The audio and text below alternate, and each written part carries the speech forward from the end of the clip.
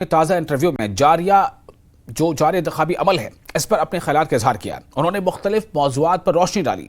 वज़ीर आज़म नरेंद्र मोदी ने इंटरव्यू में जम्मू कश्मीर में आम इंतखाबात के दौरान हुए रिकॉर्ड पोलिंग और आर्टिकल 370 पर भी अपनी बात रखी। उन्होंने कहा कि जम्मू कश्मीर के अवाम आइन पर भरोसा करते हैं। उन्होंने कहा कि आर्टिकल के 300 कुछ सियासी पार्टियों का एजेंडा है।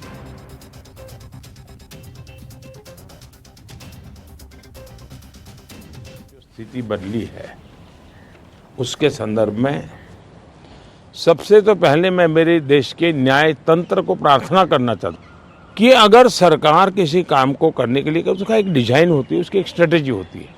ऐसी समस्याओं के समाधान के लिए उस स्ट्रेटेजी के तहत काम करना होता था। अब उसके लिए कभी मुझे इंटरनेट बंद करना पड़ा, कोई एनजीओ कोर्ट चला गया और वो बड़ा कोर्ट के अंदर बड़ा इशू बन गया।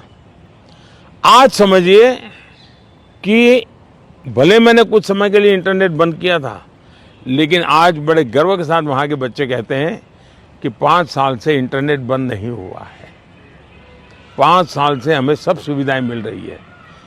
कुछ दिन तकलीफ हुई लेकिन अच्छे काम के लिए हुई थी। अब वो अदालत के अंदर जब विवादों में चढ़ जाता है तब चीज़ें गड़बड़ा जाती है। तो ऐसे जो एनजीओ हैं जिन्होंने अदालतों के भरोसे लड़ाई लड़ना शुरू किया है, एक तो देश को उनसे बचाना बहुत ज़रूरी है। दूसरा, वहाँ का सामान्य मानवी जब मतदान करता है ना, तब वो सिर्फ किसी को जिताता ऐसा नहीं है जी। मतदान करता है मतलब भारत के संविधान को गले लगाता है। मतदान करता है तब भारत की सरकार बनाने में वो गर्व के साथ भागीदारी करता है।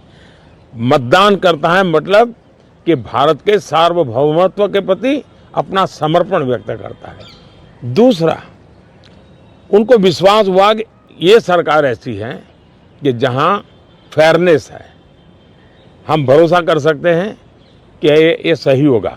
और जब उसको ये विश्वास हो जाता है कि ये कोई हेरा फेरी नहीं हो रही है, तो वो पक्का वोट करने के लिए उत्साह से आता है।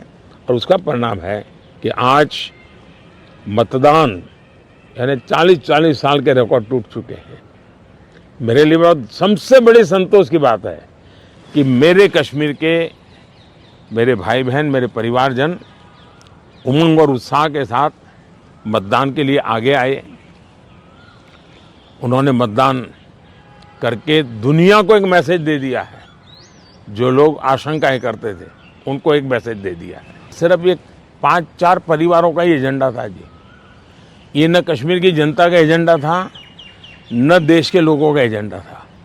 ये अपने फायदे के लिए ये 370 की ऐसी एक दीवार बना के बैठे थे ताकि कोई झोंक न पाए। और कहते थे 370 हटेगी तो आग लग जाएगी। वो कहते थे 370 हटेगी तो कश्मीर चला जाएगा।